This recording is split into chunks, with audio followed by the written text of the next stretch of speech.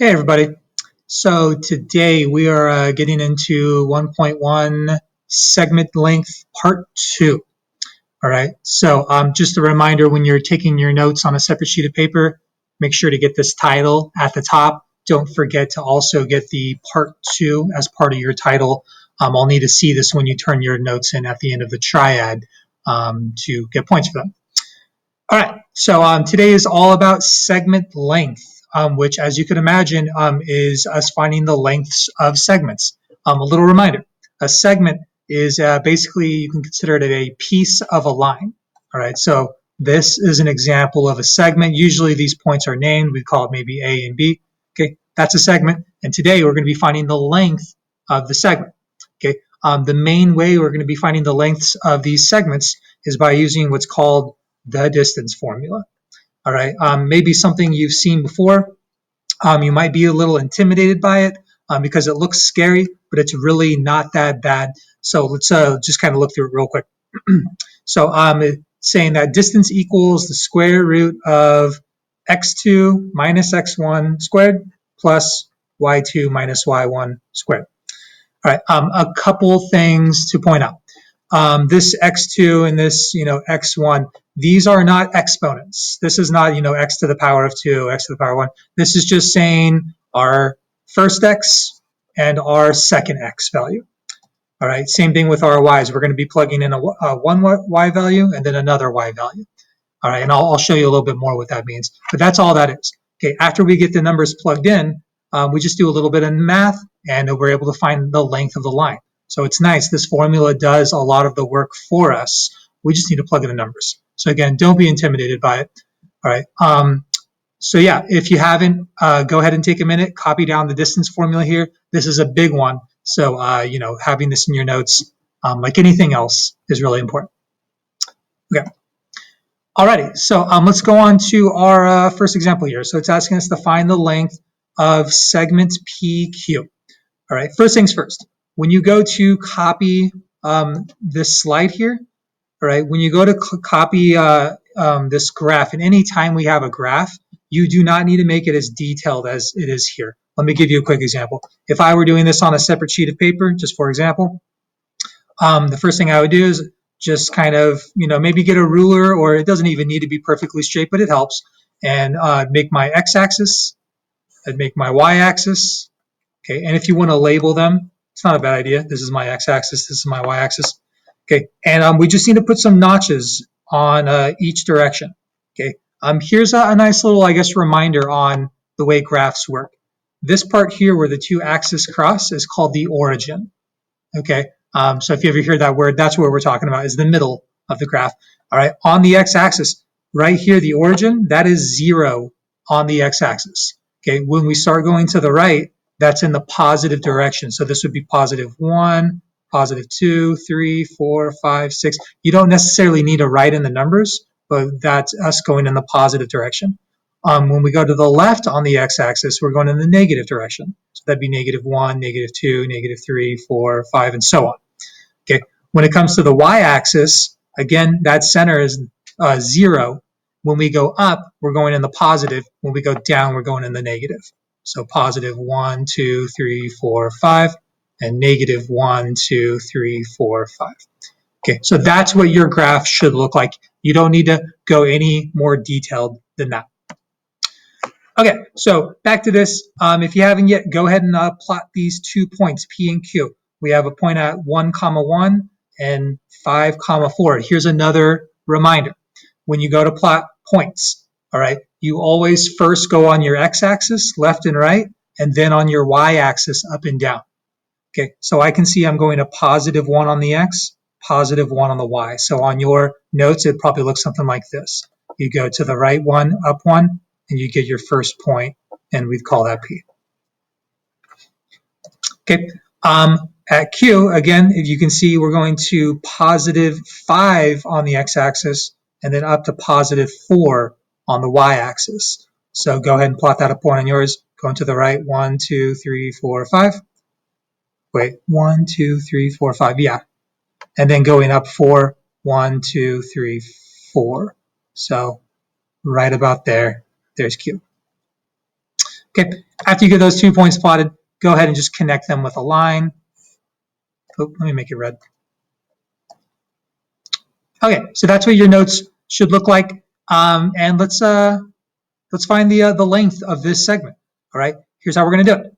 We're going to plug the coordinates of these 2 points into the, I'm already forgetting the name of it, the distance formula. Okay, got it. So the first thing we got to do is we got to find the coordinates of these points. We kind of already did that, but let's go ahead and write them out. All right, so the coordinates of P, we already figured out was at 1 on the X and 1 on the Y. So it's at 1, 1. Okay, the coordinates for Q is at 5 on the X, 4 on the Y. Okay, so actually let's call this P. All right, and let's say Q is at 5 on the X, 4 on the Y. Okay, here's something really important, and you might already know this.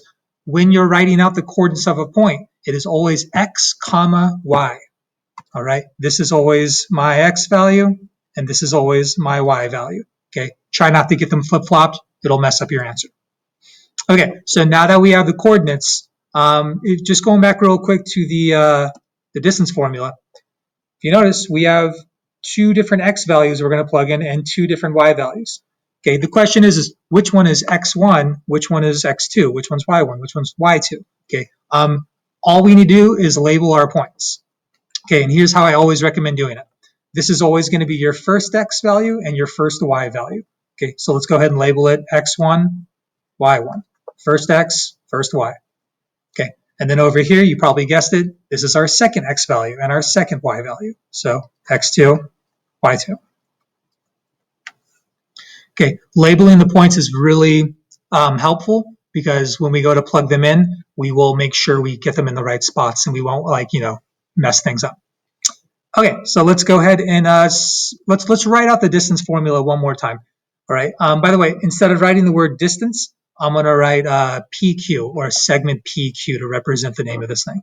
So I'm going to say, all right, segment PQ equals the square root, and just to take some nice notes and get used to writing out the distance formula, let's rewrite it again. All right, so square root in parentheses, we have x2 minus x1, close parentheses squared, and then plus doing the same thing with our y's. So y2 minus y1 squared. Okay, now when we go to plug these numbers in, we'll be certain they're in the right spots. Okay, so we'll say, all right, segment PQ equals square root of.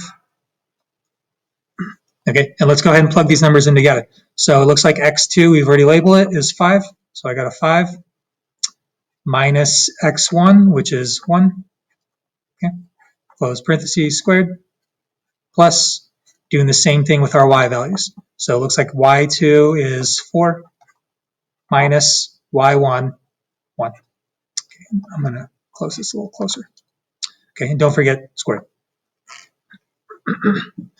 Okay, so from here, now we just need to do a little bit of math and we basically kind of have our answer. You'll see how quick this goes. So let's just kind of take it one step at a time. First things first, let's work inside of our parentheses. I actually like to do 2 things at once. I like to do the little bit of math on the inside and then square the number. Okay, so here's what I know. 5 minus 1 is 4, and 4 squared, which remember is 4 times 4, 16. Okay, plus sign in between. Over here, same idea. 4 minus 1 is 3, and I know that 3 squared, 3 times 3, 9. Okay, and we're getting really close. You can kind of see where this is going. We're getting that the segment PQ equals the square root of 16 plus 9 gives me 25. Okay, here's the thing. You might already know, oh, square root of 25, I know what that is. It's 5. Yeah, it's a perfect square. It's a nice, clean, rational, not rational, yeah, square root. So, yeah, we can just write our answer out. Okay, if you don't get a perfect square on some of these problems, okay, and by the way, square root of 25 is 5. Oh, here let me mention something because I almost did it myself. Some people, when they say, okay, square root of 25, instead of writing 5, they'll say square root of 5. No. Square root of 25 is not the square root of 5, it is 5. So don't make that mistake. Okay, so there is our answer there. Okay, the other thing I was going to get at is if we ever get a square root that's not a perfect square, for now, we will just leave it as is.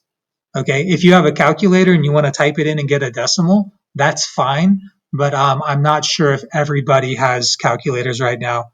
So, if you got something like the square root of 24, okay, I would be okay if you just said, okay, there's my answer. Okay, for now. All right, cool. So let's see what we got next. I think we got one more example. All right, so yeah, let's try another example together. We're going to find the length of segment AB. So again, go ahead and take some time, get those directions, draw yourself another graph real quick. Remember, it doesn't need to be anything too elaborate.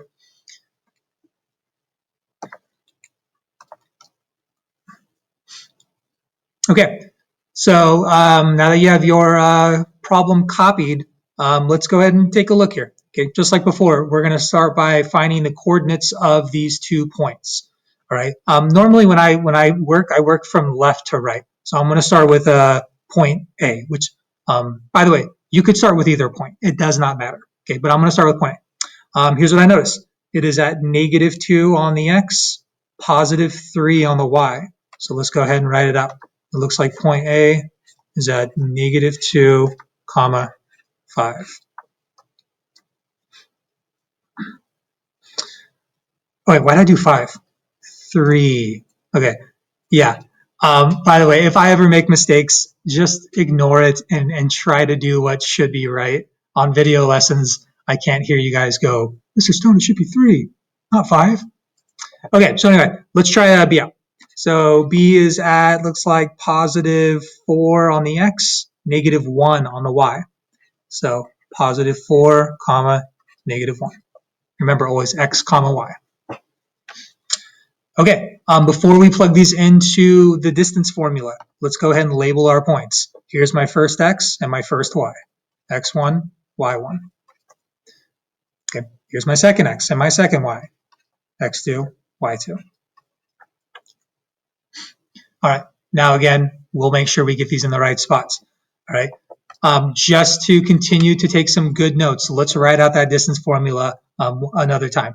So we're finding the length of segment AB equals, and real quick, let's just write it out, square root of x2 minus x1 squared plus y2 minus y1 squared.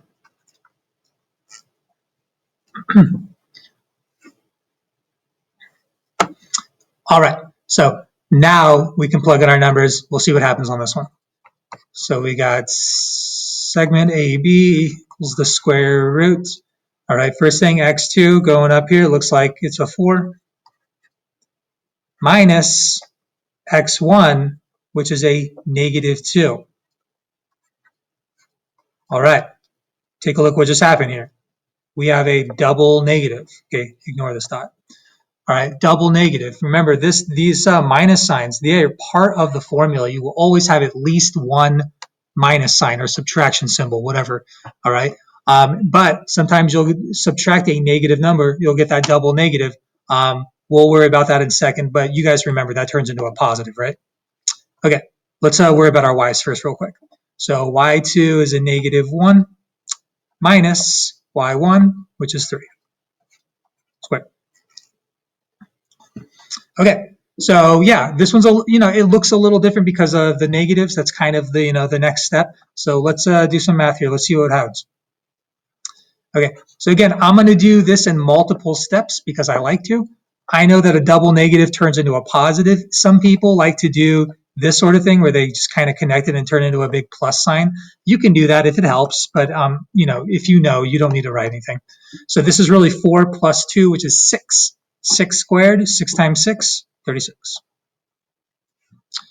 Okay, plus over here, I have a -1 minus 3. Just some like fundamental arithmetic reminder.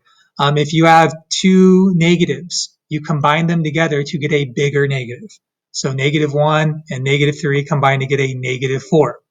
Okay, here's what I know.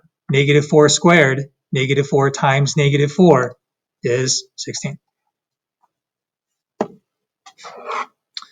Okay, so here's what I got. Now we can go ahead and add these together and see what happens.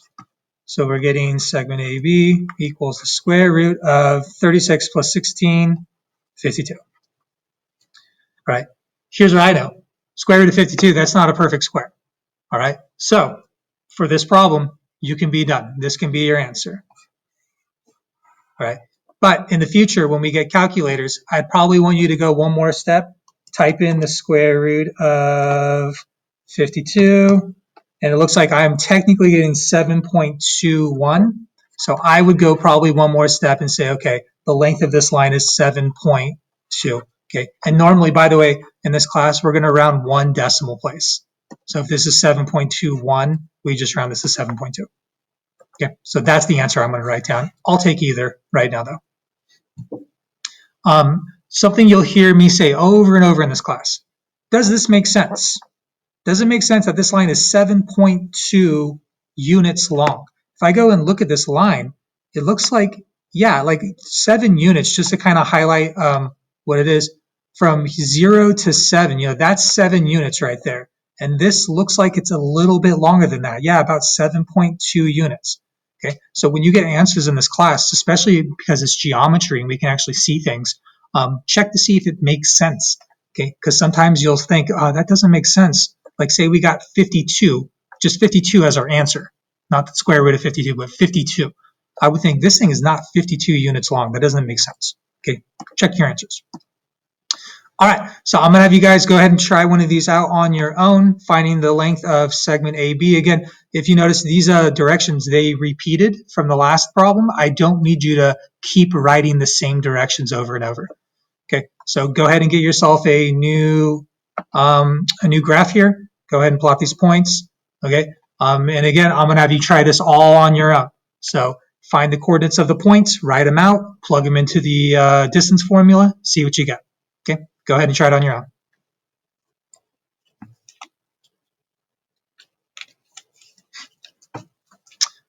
Okay, so let's see how you guys did here. I'm going to go through this pretty quick on practice problems because you've already done it, and I don't want to draw this out too long. So let's find the coordinates of these points. Okay, I'm going to start with A. So it looks like it's at -2 on the x, +4 on the y. Okay, so let's see. I've been using green. Let's use green. So A, -2 on the x, 4 on the y. Okay. Point B looks like it's at -3 on the x, -5 on the y. -3, -5. Okay, we've written out the distance formula enough. I'm going to skip writing it out, and I'm going to go ahead and plug in my numbers. So I got segment AB equals the square root. All right, and be careful. If you're not going to write it out, make sure you're actually getting your numbers in the right spots. x2 minus x1. Okay, on this problem, I went a little ahead of myself. Let's label the points really quick.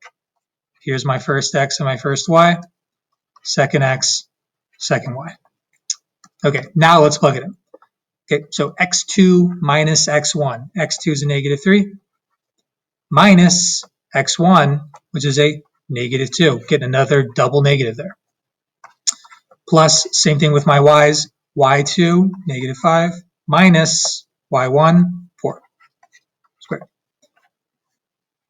Okay, so let's see what happens here. So segment AB equals the square root. All right, inside of here, I know that's turning into a big plus. If you want to turn it into a giant plus sign, go for it.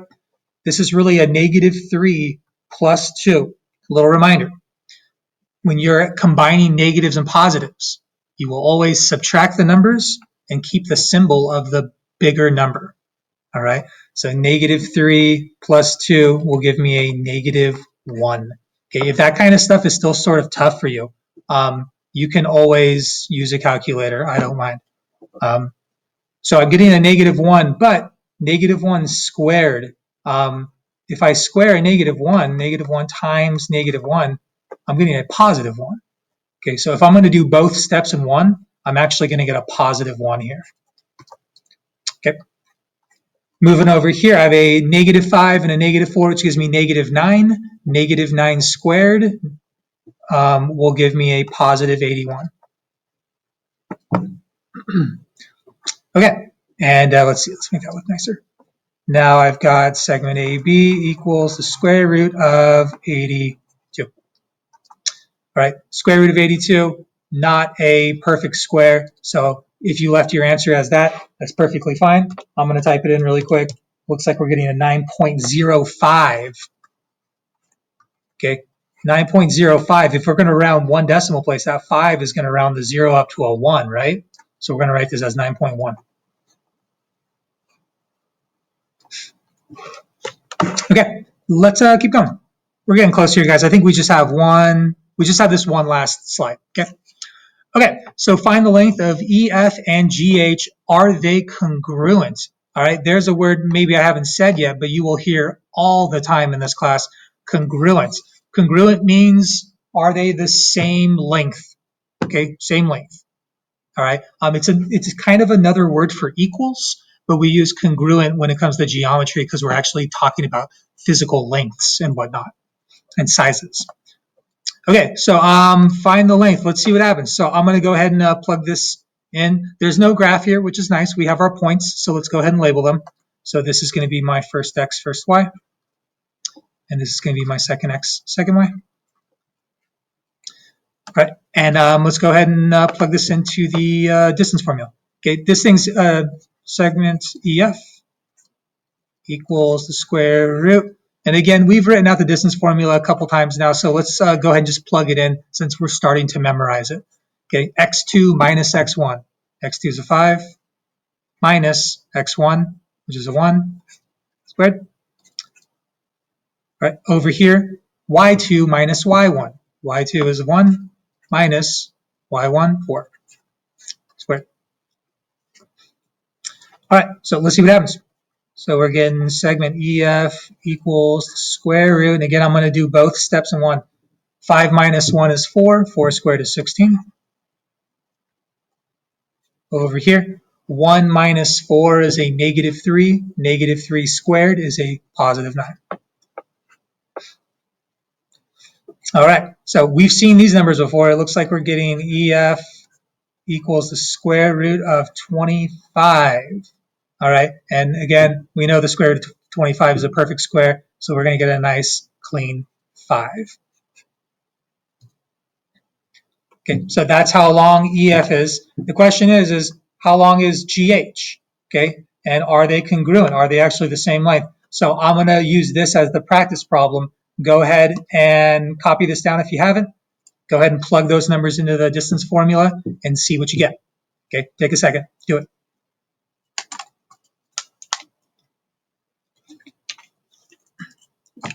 Okay, so now that you've tried that, let's plug them in real quick and see if we actually get congruent lengths on these segments. Okay, before I do, there's my first x, first y, second x, second y. Okay, the saying is segment GH. Plugging it into the distance formula. It's kind of crooked, that's okay. So yeah, x2 minus x1. x2 is a 1 minus x1, which is negative 3 squared. Plus, same thing with my y's, y2, 6 minus y1, 1 squared. Excuse me. Okay, so let's see what happens. So we're getting segment GH equals the square root. Double negative's a positive. 1 plus 3 is 4. 4 squared, 16. Okay, plus over here, 6 minus 1 is going to give me 5. 5 squared is going to give me a 25. All right, and so when I go to add these numbers together, and I'm like scared of messing up this stupid math, looks like we're getting the square root of 41. All right, which if we were to type that into our calculator, square root of 41 gives us 6.40. So we would just round that to 6.4. Okay, so we found the lengths of the two things. Are they congruent? No, right? This one is 5 units long. This is 6.4 units long. So maybe the last thing to add to this problem is just say not congruent.